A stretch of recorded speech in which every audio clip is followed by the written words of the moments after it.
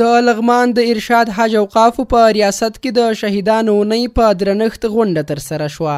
یاده غونډه چې د وږي په 19 نیټه جوړه شوې وه، د یوشمیر دیني عالمانو سربیره، مرستیال والي الحاج شهزاده مظلوم او د ارشاد حج اوقافو رئیس هم ګډون درلود. لومړی د هیواد ټولو شهیدانو ته د مغفرت په موخه د عظیم شان ختم او دعا وشوه.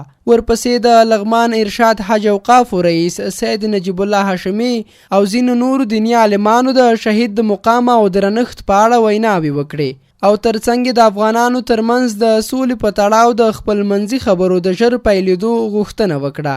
دیني عالمانو سوله یو الهي نعمت او جګړه د مسلمانانو په ځانګړي توګه افغانانو ته د بدمرغۍ لامل وګاڼه.